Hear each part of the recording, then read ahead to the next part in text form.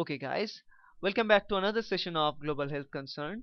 I'm your host Shuman Bhattacharjee on behalf of Shamu's Biology. We are talking about the types of angina. Actually, we are talking about what is angina and the different properties of angina and all these things. Now, in this video, we'll be talking about types of angina.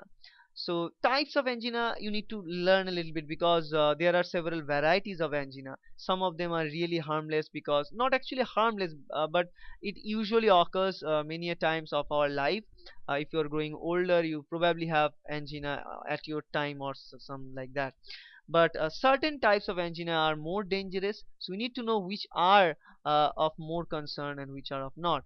They can be actually divided into three parts, like unstable angina, which are simply small versions of angina, and that is caused due to the blockage of coronary artery. Now I remind you, all the form of angina is simply blockage of coronary artery and blocking of the blood flow of coronary artery. And for the unstable one, the blockage is done by simple plaque formation or movement of thrombus. On the other hand, there is another one called chronic or stable angina. That is also due to the fixed stenosis, that is completely fixed, and blood clots start to arrange. As blood is clotted, the movement of blood is not possible through that coronary artery, and sometimes pressure start to rise, blood pressure start to build up in your heart, and eventually that artery ruptures, and in this case that demands ischemia. And finally, another one is there, that's called the Prismental's variant angina. That's also caused due to vasospasm. Vasospasm is the spasticity of your vessels of your body, that is, it becomes very spastic, very tightened. As a result of that, the fibrous nature becomes more and elasticity goes down. As a result of that, it can also cause the effect of angina. So first of all, you can see the stable one. Now what we know about the stable one, it is provoked by physical exertion or especially in the cold weather, after meals, or commonly aggravated or higher or any kind of excitement. Usually stable kind of situation occurs because of huge emotional impact is also related. Now the pain fades quickly with the normally with the rest, and in some patients pain occurs a level of exertion at a particular time. Now, unstable angina is caused by unstable plaques or occurs at rest, which is unpredictable. Pain can increase for no obvious reason for this case, because unstable angina can occur any place of your body. Actually, mostly in the coronary arteries, but any places in the coronary arteries. Even if you remove it, again it can form. You can't even know when it's going to form, and it can give you too much of pain and trouble. And third is the Prinzmental's angina, which occurs without provocation, usually at the rest, as a rest of the coronary artery spasm. Mostly they're caused by the coronary artery spasm, and that is a type of problem that you need to be very much concerned, because this is not unpredictable or general. You have some problems with your elasticity of your blood vessels, so you need to consult with your doctor pretty fast to check what is going on there, right? So this is a stable angina pectoris that we have already talked before, that is provoked by physical exertion in cold weather, right after the food and excitement any kind. We have already talked before, and usually it is nothing but the insufficient blood flow to the heart muscle, narrowing of our coronary artery. That's what stable angina pectoris is all about. And in the future, all the videos that we'll be talking about the angina pectoris, we are morely concerned about talking about this stable angina pectoris, not the unstable, because they are unpredictable. We can't actually predict things, we can't actually take that as a granted thing. But stable angina can be researched, and we will be talking about stable angina pectoris and more about stable angina pectoris in the future videos. Now, if you want to classify stable angina pectoris, it can also be classified into several different parts. Now, first of all is exertional. Now, exertional is the coronary artery obstruction and that are not sufficient to result in resting myocardial ischemia. Now, however, when myocardial demand increases, ischemia results. It's not always means ischemia will set, but myocardial oxygen demand, when it increases, it can create the problem.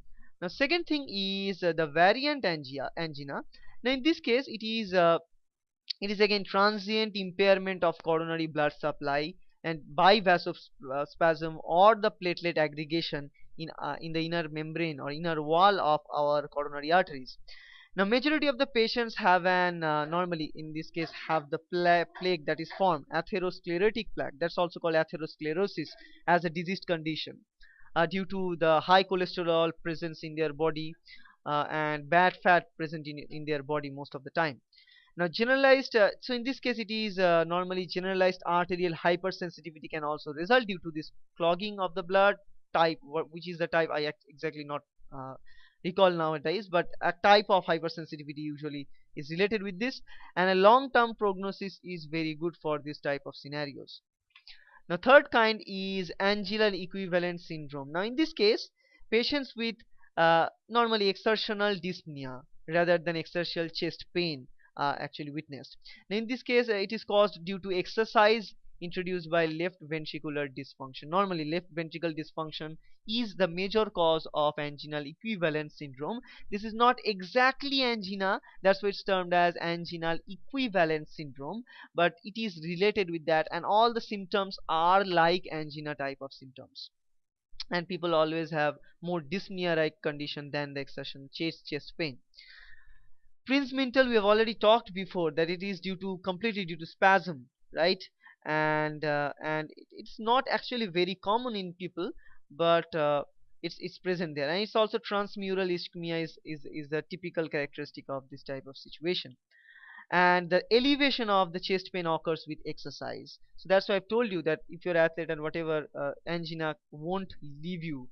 Syndrome X is another thing, which is normally a typical exertional angina with positive exercise stress test, and also it is anatomically normal coronary arteries always, we can find that normal coronary arteries are found, but still there are some problem, and the problem originates certainly, and it causes some of the effects. Now, it reduces the capacity of vasodilatation and microvasculature, right?